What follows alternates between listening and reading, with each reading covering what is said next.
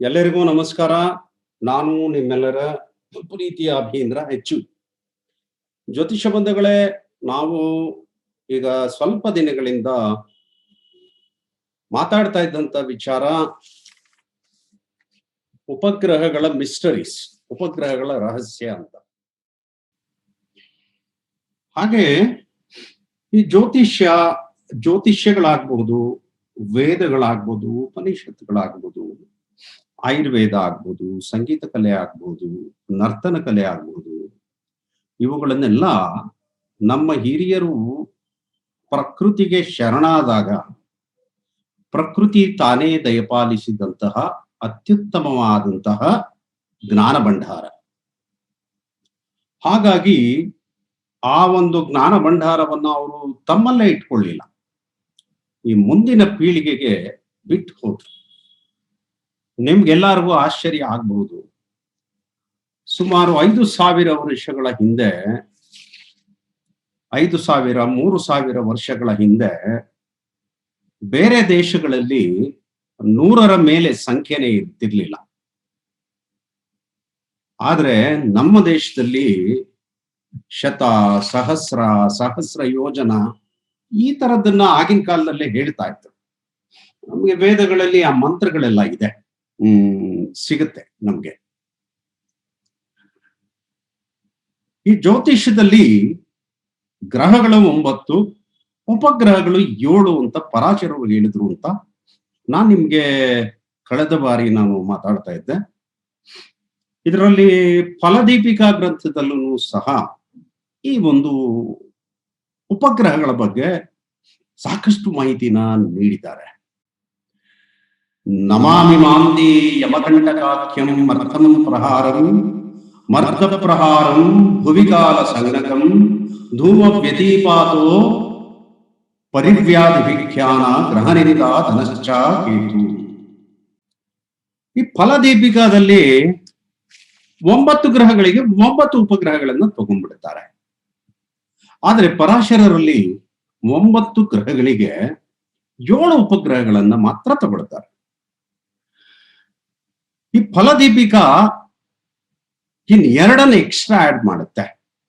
ಫಲದೀಪಿಕಾದಲ್ಲಿ ಮೊಟ್ಟ ಮೊದಲು ಪ್ರಾರಂಭ ಆಗುವಂಥದ್ದು ಮಾಂದಿ, 2ನೇದು ಯಮಕಂಟಕ, 3ನೇದು ಅರ್ಧಪ್ರಹಾರ, 4ನೇದು ಕಾಲ, 5ನೇದು ಧೂಮ, 6ನೇದು ಪಾತ ಅಥವಾ ವ್ಯತಿಪಾತ, 7ನೇದು ಪರಿಧಿ, 8ನೇದು ಇಂದ್ರಚಾಪ, 9ನೇದು ಉಪಕೇತು. ಇಲ್ಲಿ ಫಲದೀಪಿಕಾದಲ್ಲಿ 9 ಗ್ರಹಗಳಿಗೆ 9 ಉಪಕೇತುಗಳನ್ನು ತಗೊಂಡಿದ್ದಾರೆ. ನೀವು ಅರ್ಧಪ್ರಹಾರ, ಯಮಕಂಟಕ ಕಾಲ ಅಂತ ಹೇಳಿ ಜ್ಯೋತಿಷದಲ್ಲಿ ಈ ಮುಹೂರ್ತ ವಿಭಾಗಗಳಲ್ಲಿ ಇದನ್ನು ಪ್ರಸ್ತಾಪ ಮಾಡಿರ್ತಾರೆ. ಇದನ್ನ ಫಲದೀಪಿಕಾದಲ್ಲಿ 9 ಉಪಕೇತುಗಳನ್ನು ತಗೊಂಡಿದ್ದಾರೆ. ಪರಾಶರರು ಕೇವಲ 7 ಉಪಕೇತುಗಳನ್ನು ತಗೊಂಡಿದ್ದಾರೆ. ಪರಾಶರರು ತಗೊಂಡಿರೋದು ಯಾವುದು ಅಂದ್ರೆ ಧೂಮ, ವ್ಯತಿಪಾತ, ಪರಿಧಿ, ಇಂದ್ರಚಾಪ, ಶಿಖಿ, ಆಮೇಲೆ ಗುಳಿಕ, 7ನೇದು ಹಾಗೂ ಕೊನೆಯದು ಪ್ರಾಣಪದ ಅಂತ ಹೇಳಿ. ನಾನು ಮೊನ್ನೆ ನಿಮ್ಗೆ ಹೇಳ್ತಾ ಇದ್ದೆ, ಏನು, ಏಕೆ, ಹೇಗೆ ಅನ್ನುವಂತ ಕೆಲವು ಪ್ರಶ್ನೆಗಳನ್ನ ನಾವು ಕೇಳ್ಕೊಬೇಕು ಅಂತ ಹೇಳಿ. ನಾನು ನಿಮಗೆ 2 ದಿನಗಳ ಪಾಠ ಮಾಡಿದಂತ ಒಟ್ಟು ಸಾರಾಂಶ ಏನಂದ್ರೆ, ಯಾವುದೇ ಉಪಗ್ರಹಗಳಾಗ್ಬೋದು ರವಿಯ ಜೊತೆ ಸೇರ್ಕೊಂಡಾಗ ವಂಶವನ್ನ ನಾಶ ಮಾಡುತ್ತೆ, ಚಂದ್ರನ ಜೊತೆ ಸೇರ್ಕೊಂಡಾಗ ಆಯುಷ್ಯವನ್ನ ನಾಶ ಮಾಡುತ್ತೆ, ಲಗ್ನದ ಜೊತೆ ಸೇರ್ಕೊಂಡಾಗ ಜ್ಞಾನವನ್ನ ಅದು ನಾಶ ಮಾಡುತ್ತೆ. 2ನೇ ವಿಭಾಗದಲ್ಲಿ ನಾನು ನಿಮಗೆ ನಿಯಮಗಳನ್ನ ಹೇಳಿದ್ದೆ. ಇವುಗಳನ್ನ ಯಾವ ರೀತಿ ಅನಲೈಸ್ ಮಾಡಬೇಕು, ಫಲಗಳನ್ನ ಹೇಳಬೇಕಾದ್ರೆ ನಾವು ಹೇಗೆ ಇವುಗಳನ್ನ ಗಣನೆಗೆ ತಗೋಬೇಕು ಅಂತ ಹೇಳಿ. ಮೊದಲನೇದು, ಯಾವುದೇ ಗ್ರಹ ಯಾವ ಮನೆಯಲ್ಲಿ ಇರುತ್ತೋ ಆ ಮನೆಯ ಅಧಿಪತಿಯ ದಶಾಕಾಲದಲ್ಲಿ ಮಾತ್ರ ತನ್ನ ಫಲವನ್ನು ಕೊಡುತ್ತೆ. 2ನೇದು, ಆ ಗ್ರಹವನ್ನ ಯಾವ ಗ್ರಹ ವೀಕ್ಷಣೆ ಮಾಡ್ತಾ ಇರುತ್ತೋ ಆ ಗ್ರಹದ ದಶಾಭುಕ್ತಿಯಲ್ಲಿ ಮಾತ್ರ ತನ್ನ ಫಲವನ್ನು ಕೊಡುತ್ತೆ. 3ನೇದು, ಗೋಚಾರದಲ್ಲಿ ಈ ಉಪಗ್ರಹಗಳ ಮೇಲೆ ಯಾವುದೇ ಗ್ರಹಗಳು ಸಂಚರಿಸಬೇಕಾದ್ರೆ ಮಾತ್ರ ಅದು ತನ್ನ ಫಲವನ್ನು ಕೊಡುತ್ತೆ. ಯಾವುದಾದರೂ ಲತ್ತೆ ಆಗಿರುವಂತಹ ಗ್ರಹ ಗೋಚಾರದಲ್ಲಿ ಈ ಉಪಗ್ರಹಗಳ ಜೊತೆ ಬಂದಾಗ ಅದು ಕೆಟ್ಟ ಫಲವನ್ನ ಕೊಡುತ್ತೆ. ಗೋಚಾರದಲ್ಲಿ ಅಥವಾ ಜಾತಕದಲ್ಲಿ ಯಾವುದಾದರೂ ವಕ್ರಿ ಗ್ರಹ ಇದ್ರೆ ಇದರ ಫಲ ಅತ್ಯಂತ ವೇಗವಾಗಿ ನಮಗೆ ಸಿಗುತ್ತೆ. ಧೂಮಸ್ಥ ಧೂಮಪಟಲಂ ಪ್ರಕ್ಷಕರ್ಮತಿ ಕೇಚನಃ ಉಲ್ಕಾಪಾತೋ ವ್ಯತಿಪಾತ ಪರಿವೇಶ ಸುದೃಶ್ಯತೆ. ಇದರಲ್ಲಿ ಫಲದೀಪಿಕಾದಲ್ಲಿ ಸ್ವಲ್ಪ ವಿವರಣೆಯನ್ನ ಕೊಡ್ತಾರೆ. ಧೂಮಸ್ತು, ಧೂಮ ಅಂತಂದ್ರೆ ಈ ಹೊಗೆ, ಮೋಡದ ರೀತಿ ಅಂತೇಳಿ. ಅದು ಇಟ್ ಲುಕ್ಸ್ ಲೈಕ್ ಈಗ ಧೂಮಪಾತ, ಉಲ್ಕಾಪಾತ ಇವೆಲ್ಲ ಬೀಳುತ್ತೆ ಅಂತ ನಾವು ಹೇಳ್ತೀವಿ. ಆಕಾಶದಲ್ಲಿ ಕೆಲವು ಸಲ ಒಂದು ಬೆಳಕಿಂದು ಬಿದ್ದಾಗತ್ತೆ. ಸೊ ಇದಕ್ಕೆ ಆ ರೀತಿ ಒಂದು ಬಾಲ ಇರುತ್ತೆ. ವ್ಯತಿಪಾತ ಅನ್ನುವಂಥದ್ದನ್ನ we will call it as ಉಲ್ಕಾಪಾತ. ಉಲ್ಕಾಪಾತ ಬೀಳ್ತು ಅಂತ ನಾವು ನೀವು ಕೆಲವು ಸಲ ಸಣ್ಣ ಹುಡುಗರಲ್ಲಿ ಅಥವಾ ದೊಡ್ಡವರಾದಾಗ ಇದನ್ನ ನೋಡಿರ್ತೀವಿ, ಏನೋ ಒಂದು ಬೆಳಕಿಂದ ಬಿದ್ದ ಹಾಗೆ. ಸೊ ವ್ಯತಿಪಾತವನ್ನ ಉಲ್ಕಾಪಾತ ಅಂತ ಹೇಳ್ತಾರೆ. ಪರಿವೇಶ ಅಂತಂದ್ರೆ ಪರಿಧಿ ಅಂತ, ಪರಿಧಿ ಅಂದ್ರೆ ಬೌಂಡ್ರಿ ಅಂತ ನಾನು ಹೇಳಿದೆ. ಇದು ಒಂದು ಮಂಡಲ, ಸೂರ್ಯ ಅಥವಾ ಚಂದ್ರನನ್ನ ಸುತ್ತುವರೆದಿರುವಂತಹ ಒಂದು ಮಂಡಲ. ಇದಿಷ್ಟನ್ನ ನಾನು ನಿಮ್ಗೆ ಹೇಳಿದ್ದು. ದೋಷಪ್ರದೇ ಗುಳಿಕ ಶುಭಪ್ರದಾನ್ ಯಮಕಂಟಕ. ಫಲದೀಪಿಕಾದಲ್ಲಿ ಸ್ವಲ್ಪ ವಿವರಣೆಯನ್ನ ಹೆಚ್ಚಿಗೆ ಕೊಡ್ತಾರೆ. ಏನ್ ಹೇಳ್ತಾರೆ ಅಂದ್ರೆ, ಈ 9 ಉಪಗ್ರಹಗಳಲ್ಲಿ ಅತ್ಯಂತ ದೋಷಪ್ರದ ಉಪಗ್ರಹ ಅಂದ್ರೆ ಗುಳಿಕ ಅಥವಾ ಮಾಂದಿ. ನಾನು ಕಳೆದ ಬಾರಿ ಮಾಂದಿಯನ್ನ ಪ್ರಶ್ನಾ ಲಗ್ನದಲ್ಲಿ ಎಷ್ಟು ಅತ್ಯದ್ಭುತವಾಗಿ ವಿವೇಚನೆಗೆ ಬಳಸ್ಕೊಳ್ತಾರೆ ಅನ್ನೋದನ್ನ ನಿಮಗೆ ತಿಳಿಸ್ಕೊಟ್ಟಿದ್ದೆ. ಯಾರು ಕಾಯಿಲೆ ಬಿದ್ದಿದ್ದಾರೆ, ಯಾರು ಸಾಯ್ತಾರೆ, ಯಾರಿಗೆ ಯಾವ ರೀತಿಯ ಕಾಯಿಲೆ ಇದೆ, ಅದು ಪುರುಷರ ಹೆಣ್ಣ, ಆಯಸ್ ಎಷ್ಟಿದೆ ಅಂತ ಕಂಡುಹಿಡಿಲಿಕ್ಕೆ, ಇದ್ರ ಜೊತೆನಲ್ಲಿ ಮನೆಯ ಸ್ಥಿತಿ ಹೇಗಿದೆ ಅಂತ ಹೇಳಲಿಕ್ಕೆ, ಮಾಟ ಮಂತ್ರವನ್ನ ಯಾರು ಮಾಡಿಸಿದ್ದಾರೆ ಅಂತ ಹೇಳಲಿಕ್ಕೆ, ಮಾಟ ಮಂತ್ರದ ಸ್ಪಾಟ್ ಅನ್ನ ಗುರುತಿಸಲಿಕ್ಕೆ, ಹಾಗೆ ಶಾಂತಿ ಕರ್ಮಗಳನ್ನ ಮಾಡಬೇಕಾದ್ರೆ ಯಾವ ರೀತಿಯ ಪರ್ಟಿಕ್ಯುಲರ್ ಆಗಿರುವಂತಹ ಶಾಂತಿ ಬೇಕು, ಇವುಗಳನ್ನೆಲ್ಲ ನಾನು ನಿಮ್ಗೆ ಹೇಳಿದ್ದೆ. ರವಿ ಜೊತೆ ಮಾಂದಿ ಮಿಕ್ಸ್ ಆದ್ರೆ ಪ್ರಶ್ನಾ ಲಗ್ನದಲ್ಲಿ, ಆರೂಢ ಲಗ್ನದಲ್ಲಿ ಮಿಕ್ಸ್ ಆದಾಗ ನೀವೇನ್ ಫಲಗಳನ್ನ ಹೇಳ್ಬೇಕು, ಚಂದ್ರನ ಜೊತೆ ಮಾಂದಿ ಮಿಕ್ಸ್ ಆದ್ರೆ ಏನ್ ಫಲ ಹೇಳ್ಬೇಕು, ರಾಹು ನಿಮಗೆ ಸರ್ಪದೋಷವನ್ನ ಕೊಡ್ತಾನೆ, ರಾಹುವಿನ ಜೊತೆ ಮಾಂದಿ ಸೇರ್ಕೊಂಡ್ರೆ ಸರ್ಪದೋಷದ ತೀವ್ರತೆಯನ್ನ ತೋರಿಸುತ್ತೆ. ಸೊ ಹೀಗಾಗಿ ಡೀಟೈಲ್ಡ್ ಇನ್ವೆಸ್ಟಿಗೇಷನ್ಸ್ಗೆ ನಮ್ಮ ಪ್ರಶ್ನಾ ಲಗ್ನದಲ್ಲಿ ಮಾಂದಿಯನ್ನ, ಗುಳಿಕವನ್ನ, ಹಾಗೆ ಈ ಉಪಗ್ರಹಗಳನ್ನ ಅತ್ಯದ್ಭುತವಾಗಿ ಬಳಸ್ಕೊಳ್ತಾರೆ. In a fantastic way, in an unbelievable manner ಅವರದನ್ನ ಉಪಯೋಗಿಸ್ತಾರೆ. ಇಷ್ಟೇ ಅಲ್ಲ, ನೀವು ರೋಗ ವಿಧಾನಕ್ಕೆ ಹೋದ್ರೆ ರೋಗ ವಿಧಾನದಲ್ಲಿ ಏನು ಹೇಳುತ್ತೆ ಪ್ರಶ್ನಾ ಲಗ್ನ ಅಂತಂದ್ರೆ, first calculate the patient is having longevity or not. ಮನುಷ್ಯನಿಗೆ ಆಯಸ್ಸು ಇದೆಯಾ ಇಲ್ವಾ ಅದನ್ನ ನೋಡು ಅಂತ ಹೇಳುತ್ತೆ. ಆಯಸ್ಸಿದ್ರೆ ಮಾತ್ರ ದೆನ್ ಗೋ ಫಾರ್ ರೆಮಿಡೀಸ್. ಆಯಸ್ಸಿಲ್ಲ ಅಂದ್ರೆ don't go for remedial version, ನೀವಲ್ಲಿಗೆ ಹೋಗೋ ಅವಶ್ಯಕತೆ ಇಲ್ಲ ಅಂತ ಹೇಳಿ, ಈ ಅಷ್ಟಮಂಗಳದಲ್ಲಾಗಬಹುದು ಅಥವಾ ಪ್ರಶ್ನಾ ಲಗ್ನದಲ್ಲಾಗಬಹುದು, ಪ್ರಶ್ನಾತಂತ್ರದಲ್ಲಾಗಬಹುದು, ಅಥವಾ ಆರೂಢ ಶಾಸ್ತ್ರದಲ್ಲಿ ಆಗಬಹುದು, ಅಥವಾ ಸ್ವರ್ಣ ಪ್ರಶ್ನೆಯಲ್ಲಿ ಆಗಬಹುದು, ನಾವು ಇವುಗಳನ್ನ ಉಪಯೋಗಿಸ್ಕೊಳ್ತೇವೆ. ಇದರಲ್ಲಿ ಫಲದೀಪಿಕಾದಲ್ಲಿ ಏನ್ ಹೇಳ್ತಾರೆ ಅಂದ್ರೆ, ದೋಷಪ್ರದೇ ಗುಳಿಕ, ಅತ್ಯಂತ ಅಶುಭವಾದ ಫಲಗಳನ್ನ ನೀವೇನಾದ್ರೂ ಹೇಳಬೇಕು ಅಂದ್ರೆ, ಗುಳಿಕ ವಿಲ್ ಗಿವ್ ದ ಬ್ಯಾಡೆಸ್ಟ್ ಫಲ. He is going to give the bad result and the baddest result. ಯಾರು? ಗುಳಿಕ ಅಥವಾ ಮಾಂದಿ. ಇನ್ ದ ಸೇಮ್ ವೇ ಯಮಕಂಟಕ is going to give the strongest of the good result. ನೋಡಿ, ಇದು ಈ ರಾಜಕೀಯವನ್ನು ನೀವು ಅರ್ಥ ಮಾಡ್ಕೋಬೇಕು. ಅಯ್ಯೋ ಯಮಕಂಟಕ ಕಾಲ, ಯಮಕಂಟಕ ಕಾಲದಲ್ಲೆಲ್ಲ ಪ್ರಯಾಣ ಒಳ್ಳೇದಲ್ಲ ಅಂತೇಳಿ ಮುಹೂರ್ತದಲ್ಲಿ ನಾವು ಹೇಳ್ತೇವೆ. ಬಟ್ ಸಿ ಹಿಯರ್, ಈ ಉಪಕೇತುನಲ್ಲಿ ಯಮಕಂಟಕ ಅತ್ಯಂತ ಶುಭ ಫಲ, ಹಾಗೆ ಸ್ಟ್ರಾಂಗ್ ಆಗಿರುವಂತ ಶುಭ ಫಲವನ್ನ ಕೊಡುತ್ತೆ ಅಂತ ಹೇಳ್ತಾರೆ. ಹಾಗೆ ದೀಸ್ ಟು, ಇವೆರಡು ಉಪಗ್ರಹಗಳು ದೇ ವಿಲ್ ಗಿವ್ 100/100 ರಿಸಲ್ಟ್. ಒಂದು ಫಲ ಏನಿರುತ್ತೆ ಅದರಲ್ಲಿ 100% ಫಲವನ್ನು ಕೊಡುತ್ತೆ ಇವೆರಡು ಗ್ರಹಗಳು. Next it will come, they will reveal another secret. ನಾವು ಪರಾಶರರಾಗಬಹುದು ಅಥವಾ ಬೇರೆ ಋಷಿಮುನಿಗಳಾಗ್ಬೋದು. ನೆಕ್ಸ್ಟ್ ಅವ್ರು ಏನ್ ಹೇಳ್ತಾರೆ ಅಂದ್ರೆ, ಬೇರೆ ಎಲ್ಲಾ ಉಪಗ್ರಹಗಳು ಕೇವಲ 0.5% ರಿಸಲ್ಟ್ ಅನ್ನ ಕೊಡುತ್ತೆ, 50% ರಿಸಲ್ಟ್ ಅನ್ನ ಕೊಡುತ್ತೆ. ಇವೆರಡು ಉಪಗ್ರಹಗಳು ಮಾತ್ರ 100/100% ರಿಸಲ್ಟ್ ಅನ್ನ ನಮಗೆ ಕೊಡುತ್ತೆ. ವ್ಯಸನದ ವಿಚಾರದಲ್ಲಿ ಅಂತೂ ಎಲ್ಲಾ ಉಪಗ್ರಹಗಳು ಕೇವಲ ಅರ್ಧದಷ್ಟು ಮಾತ್ರನೇ ನಮ್ಗೆ ಇಲ್ಲಿ ಫಲವನ್ನ ಕೊಡುವಂಥದ್ದು. ನೆಕ್ಸ್ಟ್ ಏನ್ ಹೇಳ್ತಾರೆ, ಯಾವ ಯಾವ ಉಪಗ್ರಹಗಳು ಯಾವ ರೀತಿಯ ಫಲವನ್ನ ಕೊಡುತ್ತೆ ಅಂತ ಹೇಳಿ. ಶನಿ ವದ್ಗುಲಿಕ ಪ್ರೋಕ್ತಂ ಗುರು ಮಧ್ಯಮ ಕಂಟಕೆ ಅರ್ಧ ಪ್ರಹಾರೇ ಬುಧವತ್ಸಲಂ ಕಾಲೇತು ರಾಹು. ಗುಳಿಕ ಅಥವಾ ಮಾಂದಿ ಅಂತ ಏನ್ ಹೇಳ್ತೀವಿ, ಈ ಗುಳಿಕ ಅಥವಾ ಮಾಂದಿ ಶನಿಯ ಮದ. ಹಾಗಾಗಿ ಈತ ಶನಿಯ ರೀತಿ ದುಷ್ಟ ಫಲಗಳನ್ನ ಕೊಡ್ತಾನೆ. ಯಮಕಂಟಕ ಗ್ರಹ ಗುರುವಿನ ರೀತಿ ತಾನು ಶುಭ ಫಲಗಳನ್ನ, ಆಲ್ಮೋಸ್ಟ್ ಶುಭ ಫಲಗಳನ್ನ ಯಮಕಂಟಕ ಗ್ರಹ ಕೊಡುತ್ತೆ. ಅರ್ಧಪ್ರಹಾರ ಅನ್ನುವಂಥದ್ದು ಬುಧನ ರೀತಿಯ ಫಲವನ್ನು ಕೊಡುತ್ತೆ. ಕಾಲ ಅನ್ನುವಂಥದ್ದು ರಾಹುವಿನ ರೀತಿಯ ಫಲಗಳನ್ನ ಕೊಡುತ್ತೆ. ಈಗ ನೆಕ್ಸ್ಟ್ ಇನ್ನೊಂದು ರೂಲಕ್ಕೆ ಬರೋಣ. ಈ ವಿವೇಚನೆಗಳನ್ನ ಮಾಡ್ಬೇಕಾದ್ರೆ ಯಾವ್ಯಾವ ಅಂಶಗಳನ್ನ ಗಮನದಲ್ಲಿ ಇಟ್ಕೋಬೇಕು ಅಂತೇಳಿ. ಆತ್ಮವಯೋಧೇ ಧೈರ್ಯಂ ಕ್ರಾದು ಮಾತಿಗ್ರಹ ಸಂಯುಕ್ತ ತೇ ಭಾವ ನಾಶನಂ ಯಾಂತಿ ವದೇತಂ ಪರಾಶರ.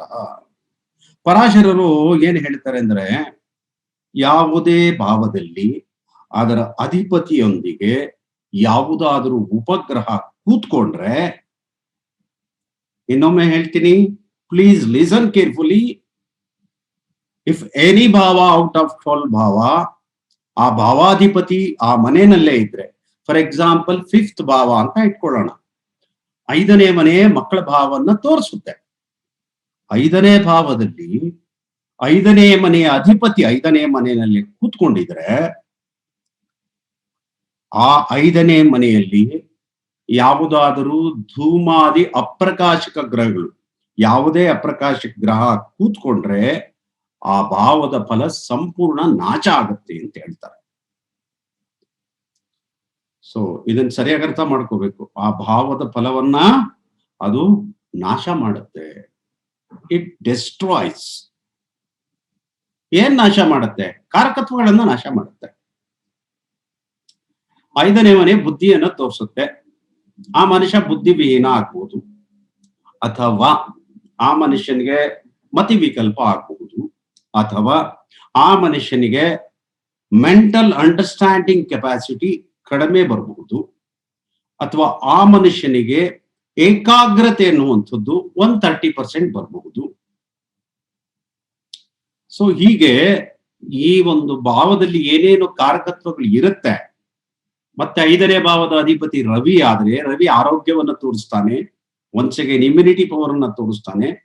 ಆತನಿಗೆ ಆರೋಗ್ಯ ಸಹ ಕಡಿಮೆ ಆಗ್ಬೋದು. 5ನೇ ಭಾವ ಮಕ್ಕಳನ್ನ ತೋರಿಸುತ್ತೆ, 5ನೇ ಭಾವ ಮಂತ್ರವನ್ನ ತೋರಿಸುತ್ತೆ, 5ನೇ ಭಾವ ಧಾರ್ಮಿಕ ನಡವಳಿಕೆನೂ ಸಹ ಕೆಲವೊಮ್ಮೆ ತೋರಿಸುತ್ತೆ.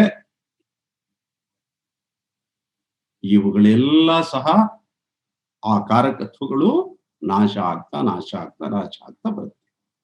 ಈ ಮಕ್ಕಳು ನಾಶ ಆಗೋದೇನು? ಮಕ್ಕಳು ಸಾಯಬಹುದು, ಅಥವಾ ಮಕ್ಕಳು ಹುಟ್ಟಿ ತಂದೆ ತಾಯಿಗೆ ಏನು ಪ್ರಯೋಜನ ಇಲ್ದಂಗೆ ದೂರ ಹೊರಟೋಗ್ಬಿಡ್ಬೋದು. ಎಷ್ಟು ಅಪ್ಪ ಮಕ್ಕಳಿಗೆ ಶತ್ರುತ್ವ, ಮಗ ಇದ್ದು ಇಲ್ದಂಗೆ, ಅಪ್ಪ ಅಮ್ಮ ಇದ್ದು ಇಲ್ದಂಗೆ ಕೆಲವರು ಬದುಕ್ತಾರೆ. ಸೊ ಡೆಸ್ಟ್ರಾಯ್ ಮೀನ್ಸ್ ಈ ತರದ ವೈವಿಧ್ಯಮಯ ರೀತಿಯಲ್ಲಿ ನೀವು ಅದನ್ನ ಅರ್ಥ ಮಾಡ್ಕೋಬೇಕಾಗಿ ಬರುತ್ತೆ. ಸೊ ಆ ಭಾವದ ಫಲ ಅಲ್ಲಿ ಸಂಪೂರ್ಣವಾಗಿ ನಾಶವಾಗುತ್ತೆ. ಮತ್ತೆ ಯಾವ್ಯಾವ ಗ್ರಹಗಳು ಯಾವ ರೀತಿಯ ಫಲಗಳನ್ನ ಕೊಡುತ್ತೆ ಅನ್ನೋದನ್ನ ಸಹ ಹೇಳ್ತಾರೆ. ಧೂಮೆ ಸಂತತ ಮುಷ್ಣಂ ಪಾದಾಗ್ನಿಭೀತೆ ವರ್ತಮಾನೋ ವೃತಃ ವ್ಯತಿಪಾತ ಮೃಗಭಯ ಚತುಷ್ಟಾನ್ ಮರಣಂ ಅತಾಪಹ. ಇವತ್ತಿನ ದಿವಸ, ಈಗ ಈ ಕ್ಷಣದಲ್ಲಿ ನಾವು ಎರಡು ಉಪಗ್ರಹಗಳ ಒಂದು ಮಾಹಿತಿಯನ್ನ ತಗೊಳ್ಳೋಣ. ಮೊದಲನೆಯದು ಧೂಮ. ಧೂಮದ ಬಗ್ಗೆ ಏನ್ ಹೇಳ್ತಾ ಇದ್ದಾರೆ ಅಂದ್ರೆ ಸತತಂ ಉಷ್ಣಂ. ಮೊದಲನೆಯದು ಧೂಮ ಯಾರಿಗೆ ಲಗ್ನದಲ್ಲಿ ಚಂದ್ರನ ಜೊತೆ ಅಥವಾ ಲಗ್ನಾಧಿಪತಿಯ ಜೊತೆ ಕುತ್ಕೊಳ್ಳುತ್ತೆ ಧೂಮ, ಆ ವ್ಯಕ್ತಿಗೆ ಸತತಂ ಉಷ್ಣ ಪೀಡಂ, ಆ ವ್ಯಕ್ತಿಗೆ ಉಷ್ಣದ ಪೀಡೆಗಳು ಜಾಸ್ತಿ ಆಗುತ್ತೆ. ಎರಡನೆಯದು ಸಾದಗ್ನಿ ಭೀತಿಮಯೋ, ಕೆಲವರಿಗೆ ಅಗ್ನಿಭೀತೆ. ಮೂರನೇದು ವರ್ತಮಾನೋ ಮಾನಸಿಕಂ ವೃತಾ ಚಿಂತ, ಅವ್ರಿಗೆ ಮಾನಸಿಕವಾದಂತಹ ಚಿಂತನೆಗಳು ಆಗತ್ತೆ. ಸರಿ, let us come to this matter. First ಮೊದಲನೇದು ಧೂಮದ ಬಗ್ಗೆ ನಾವು ತಗೊಳ್ಳೋಣ. ಧೂಮವನ್ನ ಉಷ್ಣ ಪೀಡೆ ಅಂತ ಹೇಳಿದ್ರು. ಉಪಗ್ರಹ ಅನ್ನೋದರಲ್ಲಿ ಉಪ ಅಂದ್ರೆ ಶಾಡೋ ಅಂತ, ಶಾಡೋ ಅಂದ್ರೆ ನೆರಳು ಅಂತ, ಗ್ರಹ ಅಂದ್ರೆ ಪ್ಲಾನೆಟ್ ಅಂತ. So the meaning itself saying it is not a planet ಅಂತ, it is a shadow like planet. ಇದೇ ಕಾರಣಕ್ಕೋಸ್ಕರನೇ ಪರಾಶರರು ವಿವರಣೆಯನ್ನು ಕೊಡ್ಬೇಕಾದ್ರೆ ಭಾವಾಧಿಪತ್ಯ ಜನ್ಯ ಫಲ ಅಂತ ಹೇಳ್ತಾರೆ. ಬೇರೆ ಕಡೆ ಭಾವಫಲ ಅಂತ ಹೇಳುವಂತ ಪರಾಶರರು ಉಪಗ್ರಹಗಳ ಬಗ್ಗೆ ಮಾತಾಡ್ಬೇಕಾದ್ರೆ ಭಾವಾಧಿಪತ್ಯ ಜನ್ಯ ಫಲ ಅಂತ ಹೇಳ್ತಾರೆ. ಭಾವಾಧಿಪತಿಗಳಿಂದ ಹುಟ್ಟಿರುವಂತಹ ಉಪಗ್ರಹಗಳ ಒಂದು ಫಲವನ್ನ ನಾನು ಹೇಳ್ತೀನಿ ಅಂತ ಹೇಳಿ ಅಂತ. ಸೊ ಉಪಗ್ರಹಗಳು ಯಾವಾಗ್ಲೂ ಅವುಗಳ ಎಫೆಕ್ಟ್ಸ್ಗೆ ನೋನ್ ಆಗಿರುತ್ತೆ. ನಾನು ನಿಮ್ಗೆ ಮತ್ತೊಂದು ವಿಚಾರವನ್ನ ರಿವೀಲ್ ಮಾಡಿದ್ದೆ. ಈ ಉಪಗ್ರಹಗಳೆಲ್ಲ ಶಾಡೋ ಅಂದ್ರೆ ಕತ್ತಲು, ಕತ್ತಲು ಅಂದ್ರೆ ಕರ್ಮ ಅಂತೇಳಿ.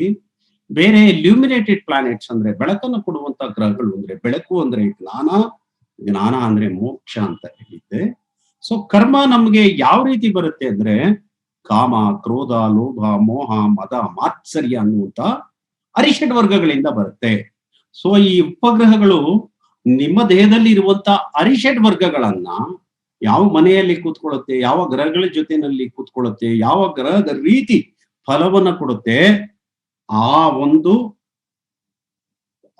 ಲೆವೆಲ್ ಅಲ್ಲಿ ಅದನ್ನ ಆಕ್ಟಿವೇಟ್ ಮಾಡ್ಬಿಡುತ್ತೆ. ಸೊ ಯಾವಾಗ ಅದು ಆಕ್ಟಿವೇಟ್ ಮಾಡುತ್ತೆ, ನೀವು ಅರಿಷಡ್ ವರ್ಗಗಳ ಒಂದು ಹಿಡಿತಕ್ಕೆ ಒಳಪಡ್ತೀರಿ. ಯಾವಾಗ ಅರಿಷಡ್ ವರ್ಗಗಳ ಹಿಡಿತಕ್ಕೆ ನೀವು ಕಂಪ್ಲೀಟ್ ಆಗಿ ಹೋಗ್ತೀರಿ, ಅದು ಕತ್ತಲೆಯ ರೀತಿ ಹೋಗ್ತೀರಿ, ವಿವೇಕ ಶೂನ್ಯರಾಗ್ತೀರಿ. ಯಾವಾಗ ವಿವೇಕ ಶೂನ್ಯರಾಗ್ತೀರಿ, ಯಾವ ರೀತಿಯ ಮಾತಾಡ್ತೀರಿ, ಯಾವ ರೀತಿಯ ವರ್ತನೆ ತೋರಿಸ್ತೀರಿ, ಯಾವ ರೀತಿಯ ಆಕ್ಷನ್ ಮಾಡ್ಕೊಳ್ತೀರಿ, ನಿಮ್ಗೆ ಅದು it is out of your control. ನಿಮ್ಮ ಕಂಟ್ರೋಲ್ ಅನ್ನ ಬಿಟ್ಟು ಅದು ಹೋಗುತ್ತೆ. ಸೊ ಇದನ್ನೇ ನಾನು ನಿಮ್ಗೆ ಹೇಳ್ಬೇಕಾದ್ರೆ ಈಗ ಧೂಮ ಅನ್ನುವಂಥ ಒಂದು ಪ್ಲಾನೆಟಿನ ಬಗ್ಗೆ ನಾನು ತಿಳಿಸ್ಕೊಡ್ತಾ ಇದ್ದೆ. ಇಲ್ಲಿ ಉಷ್ಣಪೀಡೆ ಅಂತ ನಾವು ಹೇಳ್ತಾ ಇದ್ದೀವಿ. ಅಂದ್ರೆ ಒಬ್ಬರ ದೇಹದಲ್ಲಿ ಇರುವಂತಹ ಶಾಖ, ಟೆಂಪರೇಚರ್ ನಾವೇನ್ ಹೇಳ್ತೀವಿ, it it self become A ಪೀಡೆ. ಪೀಡೆ ಅಂದ್ರೆ it it self become A problem. ಹೇಗೆ? ಈಗ ಈ ರೀತಿ ಯೋಚನೆ ಮಾಡೋಣ. ಧೂಮ ಅಂದ್ರೆ ಏನು? ಹೊಗೆ. ಹೊಗೆ ಯಾವಾಗ ಬರುತ್ತಪ್ಪ? ಹೊಗೆ ಬೆಂಕಿ ಇದ್ರೆ ಬರುತ್ತೆ, ಅಥವಾ ಕೆಂಡ ಇದ್ರೆ ಬರುತ್ತೆ, ಅಥವಾ ಬಿಸಿ ಬಿಸಿಯಾದಂತ ಬೂದಿ ಇದ್ರೆ ಬರುತ್ತೆ. ಓನ್ಲಿ ಇನ್ 3 occasions ಹೊಗೆ ಬರುತ್ತೆ. ಇನ್ನೊಂದು ರೀತಿಯ ಹೊಗೆ ಅಂದ್ರೆ ಮಂಜು ಅಂತ ಹೇಳ್ಬೋದು. ಮಂಜುನು ಸಹ cloud, it also looks like ಹೊಗೆ ತರನೇ ನಮ್ಗೆ ಕಾಣಿಸ್ಕೊಳುತ್ತೆ. ಸೊ ಈ ಉಷ್ಣ ಪೀಡೆ ಅಂದ್ರೆ ಬಾಡಿನಲ್ಲಿರುವಂತ ಟೆಂಪರೇಚರ್ ಅಂತ. ನಾನು ನಿಮ್ಗೆ ಇದನ್ನ ಬಯಾಲಜಿಕಲ್ ಆಗಿ ನಾನು ಹೇಳಲಿಕ್ಕೆ ಹೋದ್ರೆ, ಅಥವಾ ಆರ್ ಕೇಸ್ ಆಯುರ್ವೇದದ ಪ್ರಕಾರ ನಾನು ನಿಮ್ಗೆ ಇದನ್ನ ಎಕ್ಸ್ಪ್ಲೈನ್ ಮಾಡ್ಲಿಕ್ಕೆ ಹೋದ್ರೆ, ದಿಸ್ ಈಸ್ ಕಾಲ್ಡ್ ಆಸ್ ಪಿತ್ತ ಪ್ರಕೋಪ.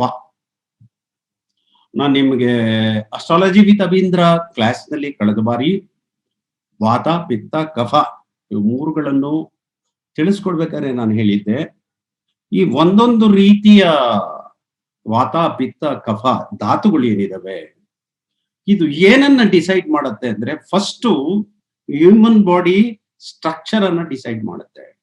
ಅವನಿಗೆ ಯಾವ ರೀತಿ ಸ್ಟ್ರಕ್ಚರ್ ಬರಬೇಕು ಸ್ಟ್ರಕ್ಚರ್ ಇರುತ್ತೆ. ಅದನ್ನ ಈ ಒಂದು ಧಾತುಗಳ ಮೇಲೆ ಅವನ ಬಾಡಿ ಸ್ಟ್ರಕ್ಚರ್ ಬರುತ್ತೆ. ಎರಡನೇದು the colour of the body, ಆ ಕಲರ್.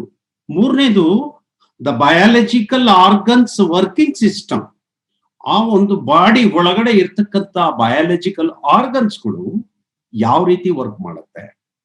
ನಾಲ್ಕನೇದು the nature of that person, ಆ ವ್ಯಕ್ತಿಗೆ ಯಾವ ರೀತಿಯ ಗುಣ ಸ್ವಭಾವ ಇರುತ್ತೆ ಅಂತ.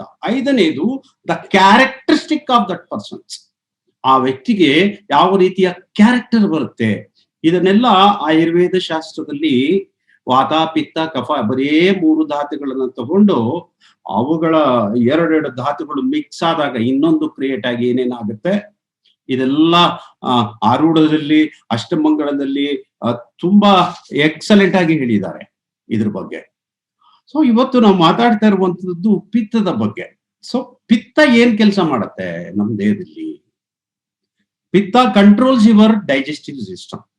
ಡೈಜೆಸ್ಟಿವ್ ಸಿಸ್ಟಮ್ ಅಂದ್ರೆ ನೀವು ಏನು ಆಹಾರವನ್ನ ತಿಂತೀರಿ, ಆ ಆಹಾರವನ್ನ ಅದು ಜೀರ್ಣ ಮಾಡುವಂತ ಒಂದು ಸಿಸ್ಟಮ್. ಅದು ಆಹಾರ ಜೀರ್ಣ ಆದ್ಮೇಲೆ ಅದು ಎಲ್ಲಿಗೆ ಹೋಗುತ್ತೆ? ರಕ್ತಕ್ಕೆ ಹೋಗುತ್ತೆ, ರಕ್ತದಿಂದ ದೇಹಕ್ಕೆ ಹೋಗುತ್ತೆ. ದೇಹಕ್ಕೆ ಹೋದ್ಮೇಲೆ ಆ ದೇಹ ಬೆಳಿಬೇಕು ಅಥವಾ ಕೃಶವಾಗ್ಬೇಕು. ಯಾಕೆ? ನೀವು ಯಾವ ರೀತಿ ಆಹಾರ ತಗೊಂಡಿರ್ತೀರಾ ಅದ್ರ ಕ್ವಾಲಿಟಿ ಮೇಲೆ. ಸೊ ಹಾಗಾಗಿ ನಿಮ್ಮ ದೇಹದ ಮೆಟಬಾಲಿಸಮ್ ಮೇಲೆ ಇದು ಪರಿಣಾಮವನ್ನ ಬೀರುತ್ತೆ. ಹಾಗೆ ಇದು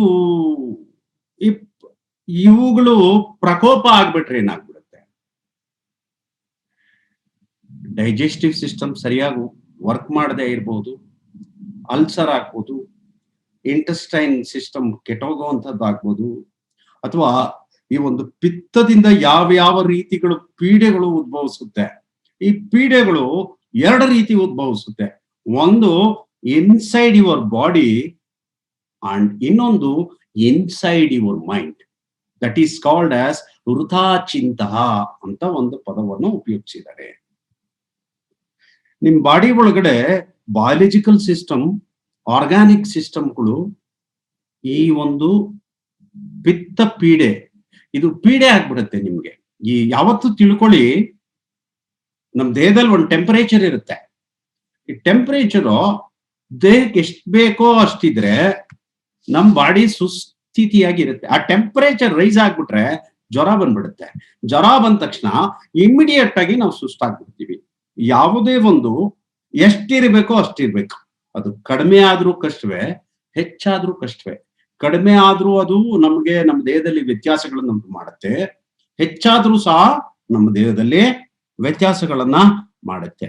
ನಾನು ಈ ಉಪಗ್ರಹಗಳನ್ನ ಆರೂಢದಲ್ಲಿ ಹಾಗೂ ಅಷ್ಟಮಂಗಲದಲ್ಲಿ ಇನ್ ಅ ಫ್ಯಾಂಟಾಸ್ಟಿಕ್ ವೇ ನಿಮ್ಗೆ ಮಾನಸಿಕವಾಗಿ ಬರುವಂತ ಎಷ್ಟೊಂದು ಕಾಯಿಲೆಗಳನ್ನ ಭೂತಗಣಗಳ ಹೆಸರಲ್ಲಿ ಎಕ್ಸ್ಪ್ಲೈನ್ ಮಾಡ್ಬಿಟ್ಟಿದ್ದಾರೆ. ಡಿಪ್ರೆಷನ್, ಆಂಗ್ಸಿಟಿ, ಶೋಕ, ಬೈಪೋಲಾರ್ ಡಿಸೀಸಸ್, ಆಮೇಲೆ ಇಲ್ಯೂಷನ್ನು, ಇವುಗಳನ್ನೆಲ್ಲ ಭೂತಗಣಗಳ ಬಾಧೆನಲ್ಲಿ ಹೆಸರಿಟ್ಟಿದ್ದಾರೆ. ಎಲ್ಲಿ? ಅಷ್ಟಮಂಗಲದಲ್ಲಿ.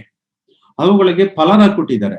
ಆ ಫಲಗಳು ಎಕ್ಸಾಕ್ಟ್ಲಿ ಸಿಂಕ್ಸ್ ವಿತ್ ದ ಇವಾಗಿನ ಕಾಲದಲ್ಲಿ ವೈದ್ಯಕೀಯ ಶಾಸ್ತ್ರ ಏನ್ ಹೇಳುತ್ತೆ ಅದ್ರ ಜೊತೆಗೆ ಅದು ಸಿಂಕ್ ಆಗತ್ತೆ. ನೆನ್ಪಿಟ್ಕೊಳ್ಳಿ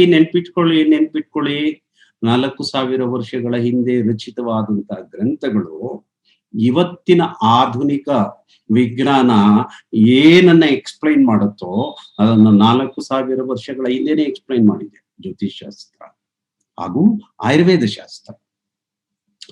ಪಿತ್ತ ಅಂದ್ರೆ ಏನಪ್ಪಾ? ಅದರಲ್ಲಿ 2 ತತ್ವಗಳು ಕೆಲಸ ಮಾಡುತ್ತೆ. ಒಂದು ಅಗ್ನಿ ತತ್ವ, ಮತ್ತೊಂದು ಜಲತತ್ವ. ನಮ್ ದೇಹದಲ್ಲಿ ಇರುವಂತ ಜಲ ಅಂದ್ರೆ ಯಾವ್ದ್ರಿ? ಬೆವರು, ಹಾಗೆ ಈಚೆಗಡೆ ಹಾಕುವಂತಹ ಒಂದು ಎಕ್ಸ್ಕ್ರಿಷನ್ ಸಿಸ್ಟಮ್ ವಾಟರು, ಮೂರನೆಯದು ರಕ್ತ. ಇವು ರಕ್ತ ತಣ್ಣಗಾಗೋದ್ರೆ ಬಾಡಿ ಇರಲ್ಲ ರೀ. ಆ ರಕ್ತ ಬಿಸಿಯಾಗಿರ್ಬೇಕು. ಪಿತ್ತ ವರ್ಕ್ಸ್. ಪಿತ್ತ ಏನ್ ಕೆಲಸ ಮಾಡುತ್ತೆ ಅಂದ್ರೆ, ನಿಮ್ಮ ಬಾಡಿನಲ್ಲಿ ಏನು ಹರಿತಾ ಇದೆ, ನೆನ್ಪಿಟ್ಕೊಳ್ಳಿ, ಒಬ್ಬ ಮನುಷ್ಯನ ದೇಹದಲ್ಲಿ 70 ಭಾಗ ನೀರಿನ ಅಂಶ ಇದೆ. ಈ 70 ಭಾಗ ನೀರಿನ ಅಂಶವನ್ನ ಈ ಅಗ್ನಿ ಬಿಸಿಯಾಗಿಡುತ್ತೆ, ನಾರ್ಮಲ್ ಟೆಂಪರೇಚರ್ ಇಡುತ್ತೆ. ಆ ಟೆಂಪರೇಚರ್ ವ್ಯತ್ಯಾಸ ಆಯ್ತು ಅಂದ್ರೆ ಬ್ಲಡ್ ಹರಿಯೋದಿಕ್ಕೆ ಬಿಸಿ ಬೇಕು. ಆ ಬ್ಲಡ್ ತಣ್ಣಗಾಗೋಯ್ತು ಅಂದ್ರೆ ಬ್ಲಡ್ ಹರಿಯೋದಿಲ್ಲ. You are no more in next moment. So ಪಿತ್ತ ಅಂದ್ರೆ ಅಗ್ನಿ ಹಾಗೂ ನೀರಿನ ಒಂದು ಅಂಶ. ಅಗ್ನಿ ಅಂದ್ರೆ ರವಿ ಮತ್ತು ಕುಜ, ವಾಟರ್ ಅಂದ್ರೆ ಚಂದ್ರ ಮತ್ತು ಶುಕ್ರ. ಇವ್ರು ಏನ್ ಕೆಲಸ ಮಾಡ್ತಾರಪ್ಪ? See, Ravi will give you the temperature. Ravi ಶಾಖವನ್ನ ಕೊಡ್ತಾನೆ, ಬೆಳಕನ್ನ ಕೊಡ್ತಾನೆ, ಬಿಸಿಯನ್ನ ಕೊಡ್ತಾನೆ. Kuja will use it. Kuja ಅದನ್ನ ನಿಮ್ ದೇಹಕ್ಕೆ ಯೂಸ್ ಮಾಡ್ತಾನೆ. See, once again, Chandra will gives you the water, Shukra will make use of it. That is the reason why Shukra is the karaka for kidney. Kidney ಏನ್ ಕೆಲಸ ಮಾಡುತ್ತೆ? ಬೇಡದೆ ವಾಟರ್ ಅನ್ನ ಯೂಸ್ ಮಾಡಿಕೊಂಡು ನಮ್ ದೇಹಕ್ಕೆ ಎಷ್ಟು ಬೇಕೋ ಅಷ್ಟು ಇಟ್ಕೊಂಡು ಬೇಡದೆ ಇರೋದನ್ನ ಆಚೆ ಬಿಸಾಕ್ತದೆ kidney. So Shukra uses the water, but Chandra gives the water. Where sun gives the light and temperature, Kuja will use the temperature. ಅದೇ ಕಾರಣಕ್ಕೆ ರಾಜ, king is the giver and commander is the executor. ರಾಜ ಏನ್ ಆದೇಶವನ್ನ ಕೊಡ್ತಾನೆ, ಕಮಾಂಡರ್ ಅದನ್ನ ಎಕ್ಸಿಕ್ಯೂಟ್ ಮಾಡ್ತಾನೆ. In the same way ನಮ್ಮ ಬಾಡಿ ಒಳಗಡೆಗೆ ಆ ಸಿಸ್ಟಮ್ ಇದೆ. Ravi will gives you the heat, the temperature, ಬೆಂಕಿ. ಕುಜ ಅದನ್ನ ಮಾಡ್ರೇಟ್ ಮಾಡಿ ದೇಹಕ್ಕೆ ಎಷ್ಟು ಬೇಕಷ್ಟನ್ನು ಇಟ್ಟು ಯೂಸೇಜ್ ಮಾಡ್ತಾನೆ. In the same way Chandra will gives you the water. ಹಾಗೆ ಶುಕ್ರ ಅದನ್ನ ಯುಟಿಲೈಸ್ ಮಾಡ್ತಾನೆ. ಇದು ಬ್ಯಾಲೆನ್ಸ್ ಬೇಕು. ಎಲ್ಲ ಒಂದೇ ಸಮ ತುಂಬ್ಕೊಂಡ್ಬಿಟ್ರಾಗಲ್ಲ. ದೇಹಕ್ಕೆ ಎಷ್ಟು ಬೇಕೋ ಅಷ್ಟು ಇಟ್ಕೊಂಡು ಕಳಿಸ್ತಾ ಇರ್ಬೇಕು. ಹಾಗೆ ಒಬ್ಬ ಗಿವರು, ಒಬ್ಬ ಯೂಸರು, ಹಾಗೆ ಅದನ್ನ ಆಚೆ ಕಡೆಗೆ. ಈ ರೀತಿಯ ಅತ್ಯದ್ಭುತವಾಗಿ ಯಾಕೆ ಶುಕ್ರ ನನ್ನ ಕಿಡ್ನಿಗೆ ಕಾರಕ ಮಾಡಿದ್ರು? That is the reason. ಇದು ನೀವು ಅರ್ಥ ಮಾಡ್ಕೋಬೇಕು. ರವಿ ಮೂಳೆ ತೋರಿಸ್ತಾನೆ.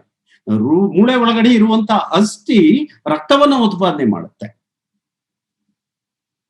ಆ ಅಸ್ಥಿಗೆ ಕಾರಕ ಗ್ರಹ ಕುಜ. ರವಿ ಕುಜ ಇಲ್ಲ ಅಂದ್ರೆ ನಿಮ್ ಬಾಡಿ ಇರೋದಿಲ್ಲ. So this is how our ancients are scientifically brilliant ಅನ್ನೋದಕ್ಕೆ ನಾನು ನಿಮ್ಗೆ ಈ ಒಂದು ಉದಾಹರಣೆಯನ್ನ ಹೇಳ್ತಾ ಇದ್ದೀನಿ. ಸೊ ಹೀಗೆ ಪಿತ್ತದಿಂದ ಯಾವ್ಯಾವ ರೀತಿ ಪೀಡೆಗಳು ಉದ್ಭವಿಸುತ್ತೆ. ಅಂಡ್ ಒಂದ್ಸೆಗೆ ಈ ಪಿತ್ತ ಯಾರಿಗಿರುತ್ತೆ, ಅವ್ರಿಗೆ ಆಂಗ್ಸೈಟಿ ಜಾಸ್ತಿ, ಕೋಪ ಜಾಸ್ತಿ ಇರುತ್ತೆ. They will become angry when they are ಹಂಗ್ರಿ. ಯಾರಿಗೆ ದೇಹದಲ್ಲಿ ಶಾಖ ಜಾಸ್ತಿ ಇರುತ್ತೆ ಅವ್ರಿಗೆ ಹಸಿವನ್ನು ತಡ್ಕೊಳ್ಳೋದಕ್ಕಾಗೋದಿಲ್ಲ. ನೀವು ಅವ್ರಿಗೆ ಬಹಳ ಬೇಗ ಸಿಟ್ಟು ಬಂದ್ಬಿಡುತ್ತೆ.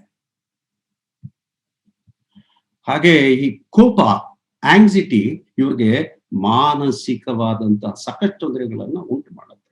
ಯಾಕಂದ್ರೆ ಒನ್ಸ್ ಅಗೈನ್ ಬ್ರೈನ್ ಅಲ್ಲಿ ಇರುವಂತಹ ಡೋಪಮೈನ್ ಹಾರ್ಮೋನ್ಗಳಾಗ್ಬೋದು, ಬಾಡಿನಲ್ಲಿರುವಂತಹ ಇತರೆ ಹಾರ್ಮೋನ್ಗಳಾಗ್ಬೋದು, ಇವುಗಳ ಮೇಲೆ ಎಲ್ಲ ಕೆಲಸ ಮಾಡುತ್ತೆ. ಪಿತ್ತದಲ್ಲಿ ನಿಮ್ಮ ಡೈಜೆಸ್ಟಿವ್ ಹಾರ್ಮೋನ್ಸ್ ಸಹ ಪಿತ್ತನ ರೆಪ್ರೆಸೆಂಟ್ ಮಾಡುತ್ತೆ. ಸೊ ಹಾಗಾಗಿ ಇವತ್ತಿನ ದಿವಸ ನಾವು ಧೂಮಗ್ರಹದ ಬಗ್ಗೆ ಎಕ್ಸ್ಪ್ಲೈನ್ ಮಾಡಿ. ಧೂಮಗ್ರಹದ ಮೇಜರ್ ಕ್ಯಾರೆಕ್ಟರಿಸ್ಟಿಕ್ಸ್ ಏನಪ್ಪಾ ಅಂತಂದ್ರೆ, ಅದು ನಿಮಗೆ ಮೊದಲನೇದು ಉಷ್ಣಪೀಡೆಯನ್ನ ಕೊಡುತ್ತೆ. ಎರಡನೆಯದು ಅದು ನಿಮ್ಗೆ ವೃಥಾ ಚಿಂತೆಯನ್ನ ಕೊಡುತ್ತೆ. ಅದು ಬ್ಯಾಲೆನ್ಸ್ಡ್ ಅಲ್ಲ. This is not a balanced work, this is an imbalanced work. ಯಾಕಂದ್ರೆ ಆಲ್ರೆಡಿ ಈಗ ಫಾರ್ ಎಕ್ಸಾಂಪಲ್ ನೀವು ಅಲ್ಲಿ ಕುಜ ಇದೆ ಅಂತ ಇಟ್ಕೊಳ್ಳಿ.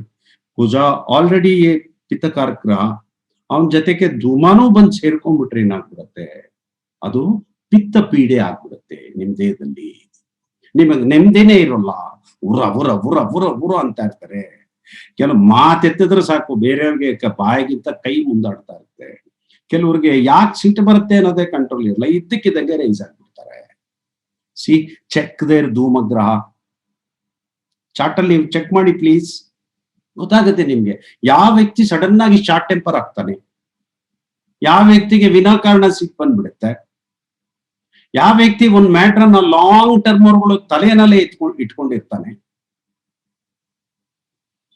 ಗ್ಯಾಸ್ಟ್ರೈಟಿಸ್ ಆಗ್ಬೋದು, ಡೈಜೆಷನ್ ಸರಿಯಾಗಿ ಆಗದೆ ಇರುವಂಥದ್ದು, ಹೊಟ್ಟೆ ನೋವು ಬರುವಂಥದ್ದು, ಅಲ್ಸರ್ ಆಗುವಂಥದ್ದು, ಇವುಗಳೆಲ್ಲ ಈ ಪೀಡೆಯಿಂದ ಜಾಸ್ತಿ ಆಗುತ್ತೆ. ಸೊ ಒಂದ್ಸರಿ ಉಪಗ್ರಹಗಳು ಯಾವಾಗ್ಲೂ ಹೇಗ್ ಕೆಲಸ ಮಾಡುತ್ತೆ ಅಂದ್ರೆ, ಕಾಮ, ಕ್ರೋಧ, ಲೋಭ, ಮೋಹ, ಮದ, ಮಾತ್ಸರ್ಯ ಇದು ನಿಮ್ಮ ಮನಸ್ಸಿನ ಮೇಲೂ ಕೆಲಸ ಮಾಡುತ್ತೆ. ಯಾವಾಗ ಮನಸ್ಸಿನ ಮೇಲೆ ಕೆಲಸ ಮಾಡುತ್ತೆ, ನಿಮಗೆ ಬೇರೆ ಇದ್ರ ಮೇಲೆ ಹಿಡಿತಾ ಬರೋದಿಲ್ಲ. ನಿಮ್ಗೆ ಯಾವ್ದ್ರ ಮೇಲೂ ಹಿಡಿತಾ ಇಲ್ಲ ಅಂದ್ರೆ ಫುಡ್ ನೀವು ಹಿಡಿದಲ್ಲಿ ಎಲ್ಲಿ ತಿಂತೀರಾ? ಖಾರ ನಿಮ್ ದೇಹಕ್ಕೆ ತಿನ್ಬಾರ್ದು, ಒಳ್ಳೇದಲ್ಲ. ಉಷ್ಣ ಪದಾರ್ಥಗಳು ಒಳ್ಳೇದಲ್ಲ, ಜಾಸ್ತಿ ತಿನ್ಬಾರ್ದು ಪಿತ್ತ ಪ್ರಕೋಪ ಆಗಿದ್ರೆ ಅಂದಾಗ ನೀವು ಅದನ್ನೇ ತಿಂತಾ ಇದ್ರೆ how your body will resist? ಖಂಡಿತವಾಗ್ಲೂ ಸಾಧ್ಯ ಇಲ್ಲ. ಸೊ ಹೀಗೆ ಈ ಎಲ್ಲಾ ಗ್ರಹಗಳು ನಿಮ್ಮ ದೇಹದ ಒಳಗಡೆ ಮಾನಸಿಕವಾಗಿ, ದೈಹಿಕವಾಗಿ ಹಾಗೂ ಆಧ್ಯಾತ್ಮಿಕವಾಗಿ, see this is the reason you have to understand. ದೈಹಿಕ ಅಂದ್ರೆ that is lagna, your body. ಮಾನಸಿಕ ಅಂದ್ರೆ that is mood, your mind. ಆಧ್ಯಾತ್ಮಿಕ ಅಂತಂದ್ರೆ ಇಟ್ ಈಸ್ ಸನ್, ಯುವರ್ ಆತ್ಮ. ನಾವು ಶರೀರದಿಂದ ಕೆಲಸವನ್ನ ಮಾಡ್ತೇವೆ, ಆತ್ಮದಿಂದ ಚಿಂತನೆಯನ್ನ ಮನಸ್ಸಿನಿಂದ ಚಿಂತನೆಯನ್ನ ಮಾಡ್ತೇವೆ. ಚಿಂತನೆ ಕರ್ಮಕ್ಕೆ ಮೂಲ. ಇದೆಲ್ಲ ಎಲ್ಲಿಗೆ ಹೋಗಾಡಾಗುತ್ತೆ? ಆತ್ಮಕ್ಕೆ ಹೋಗಾಡಾಗುತ್ತೆ. ಆತ್ಮ ಏನ್ ಮಾಡುತ್ತೆ? ಟ್ರಾವೆಲ್ ಮಾಡುತ್ತೆ ಅಷ್ಟೇ. ಇಲ್ಲಿಂದ ಮುಂದಿನ ಜನ್ಮ, ಮುಂದಿಂದ ಮುಂದಿನ ಜನ್ಮ, ಮುಂದಿಂದ ಮುಂದಿನ ಜನ್ಮ. ಎಲ್ಲಿ ನಿಮ್ಮ ಬಾಡಿ ಮೈಂಡ್ ಕಂಪ್ಲೀಟ್ ಆಗಿ ಸ್ಟಾಪ್ ಆಗಿ 0 ಆಗುತ್ತೆ, ಅವಾಗ ಆತ್ಮನು ಸ್ಟಾಪ್ ಆಗುತ್ತೆ. ಇಟ್ ವಿಲ್ ಗೋ ಟು ಮೋಕ್ಷ. ಸೊ ಇವತ್ತಿನ ದಿವಸ ನಾನ್ ನಿಮ್ಗೆ ಧೂಮಗ್ರಹದ ಬಗ್ಗೆ ತಿಳಿಸ್ಕೊಟ್ಟಿದ್ದೇನೆ. ನಮಸ್ಕಾರ. ಯಾವ್ದಾದ್ರು ಪ್ರಶ್ನೆ ಇದೆಯಾ? ನಮಸ್ಕಾರಗಳು. ಆಮೇಲೆ ಆಡಿಬಲ್ ಗುರುಗಳೇ, ನೀವೀಗ ಹೇಳಿದ್ರಲ್ಲ ಭಾವಾಧಿಪತಿ ಲಗ್ನ ಇದು ಕೇಂದ್ರ ಅಥವಾ ತ್ರಿಕೋಣಗಳಿದ್ರೆ ಅದ್ರ ಎಫೆಕ್ಟ್ ಕಡಿಮೆ ಆಗಲ್ಲ ಅಂತ. ನಾನು ಒಂದು ಪರ್ಟಿಕ್ಯುಲರ್ ಕಡಿಮೆ ಆಗತ್ತೆ ಅಂತ ಹೇಳಿದ್ದು. ಕಡಿಮೆ ಆಗುತ್ತೆ ಅಂತ ಅದಕ್ಕೆ ಒಂದು ಪರ್ಟಿಕ್ಯುಲರ್ ಎಕ್ಸಾಂಪಲ್ ಕೇಳ್ತೀನಿ. ಅದನ್ನ ಒಂದು ಜಾತಕದಲ್ಲಿ ಸಿಂಹ ಲಗ್ನ, ಅದರಲ್ಲಿ ಶನಿಯೊಟ್ಟಿಗೆ ಬುಧ ಇದ್ದಾನೆ. ಆ ಬುಧನ್ ಮನೆ ಅಂದ್ರೆ ಕನ್ಯಾ ರಾಶಿನಲ್ಲಿ ಮಾಂದಿ ಇದೆ ಆ ಒಂದು ಪರ್ಟಿಕ್ಯುಲರ್ ಜಾತಕದಲ್ಲಿ. ಈಗ ಮಾಂದಿ ಇರೋದ್ರಿಂದ ಅವ್ರ ಮನೆಯವ್ರು ಏನ್ ಅನ್ಕೊಂಡಿದ್ದಾರೆ ಅಂದ್ರೆ, ಮಾಂದಿ ಇರೋದ್ರಿಂದ ಮಗು ಇನ್ನು ಚಿಕ್ಕದು, ಒಂದು 10-12 ವರ್ಷದ್ದು ಮಗು, ತುಂಬಾ ಹಠಮಾರಿ, ಅದು ಗಂಡ್ ಮಗು, ಅದು ತುಂಬಾ ಹಠಮಾರಿ. ಅವ್ರು ಯಾವಾಗ್ಲೂ ಹೇಳ್ತಿರ್ತಾರೆ, ಇನ್ನ ಈ ಜಾಗದಲ್ಲಿ ಇರೋದ್ರಿಂದ ಮಾಂದಿ ಇದೆ ನನ್ನ ಮಗಂಗ್, ಅದಕ್ಕೆ ಈ ತರ ಆಗತ್ತೆ ಅಂತ ಹೇಳಿ ಅಂತ. ಈಗ ನಾನು ಅದನ್ನ ಏನಂತ ಅನಲೈಸ್ ಮಾಡ್ಬೋದು ಅದನ್ನ? ಇದರಿಂದ ಇದ್ರ ಎಫೆಕ್ಟ್ ನ ಕಡಿಮೆ ಆಗತ್ತೆ ಅಂತ ಅನ್ಕೋ, ಯಾಕಂದ್ರೆ ಬುಧ ಅಧಿಪತಿ ಬುಧ ಲಗ್ನದಲ್ಲೇ ಇದ್ದಾನೆ. ಓಕೆ, ಅದರ ಅಧಿಪತಿ ಬುಧ. ನಾನ್ ಅದನ್ನ ಅರ್ಥ ಮಾಡ್ಕೊಳ್ಳೋದಾದ್ರೆ, ಒಬ್ಬ ಜ್ಯೋತಿಷದ ವಿದ್ಯಾರ್ಥಿಯಾಗಿ ಅದನ್ನ ಏನಂತ ಅರ್ಥ ಮಾಡ್ಕೊಳ್ಬಹುದು ಈಗ? ಇದನ್ನ ನೀವು ಏನಂತ ಅರ್ಥ ಮಾಡ್ಕೋಬೇಕು ಅಂತೇಳಿ ಅಂತ ನೀವ್ ಹೇಳಿದ ಪ್ರಕಾರ ಈಗ ಭಾವಾಧಿಪತಿ ಲಗ್ನದಲ್ಲಿ ಇದ್ದಾನೆ ಅಂದ್ರೆ ಕೇಂದ್ರದಲ್ಲಿ ಇದ್ದಾನೆ, ಒಂದೇ ಮನೆಯಲ್ಲೇ ಇದ್ದಾನೆ. ಹೌದು. ಅದ್ರೊಟ್ಟಿಗೆ ಶನಿ ದೇವರು ಇದ್ದಾರೆ. ಸೊ ಹಂಗಾಗಿ ಮಾಂದಿಗೆ ಅಧಿಪತಿ ಶನಿ ಅಂತಾನೆ ಆಗತ್ತೆ ಉಪಗ್ರಹ. ನೋಡಿ, ಇವಾಗ ಮಾಂದಿ ಲಗ್ನದಲ್ಲಿದ್ದಾಗ ಆ ವ್ಯಕ್ತಿಗೆ ದುಷ್ಟ ಸ್ವಭಾವ ಇರುತ್ತೆ. ಲಗ್ನದಲ್ಲಿ ಇಲ್ಲ ಗುರುಗಳೇ, 2ನೇ ಭಾವದಲ್ಲಿದೆ. 2ನೇ ಭಾವದಲ್ಲಿ ಇದೆಯಾ? ಸಿಂಹ ಲಗ್ನ 2ನೇದ್ರಲ್ಲಿ ಇದ್ರೆ ನೋಡಿ, ಮುಂದಕ್ಕೆ ಅವರ ಮಗುವಿನ ಹ್ಯಾಬಿಟ್ಸ್ಗಳು, food taking is not in good process. Okay, ಹೌದು. ಈಗ ಮಗು ಹಾಗೆ ಇದೆ, ಅದು ತುಂಬಾ ಹೆಂಗೆ ಅಂದ್ರೆ ಹಂಗೆ ತಿಂತಾನೆ. ಆಮೇಲೆ ಅವನಿಗೇನು ಆಹಾರ ಪದ್ಧತಿಗಳ ಮೇಲೆ ಕಂಟ್ರೋಲ್, ಆಹಾರ ಪದ್ಧತಿಗಳ ಮೇಲೆ ಇರೋದಿಲ್ಲ. ಆಮೇಲೆ ಆ ಮಗು ಒಂದ್ ಬಟ್ಟೆ ಹಾಕೊಳ್ಳೋದಾಗ್ಬೋದು, ಇದಾಗ್ಬೋದು, ಅದಕ್ಕೆಲ್ಲ ಜಾಸ್ತಿ ಕೇರೆ ಮಾಡಲ್ಲ.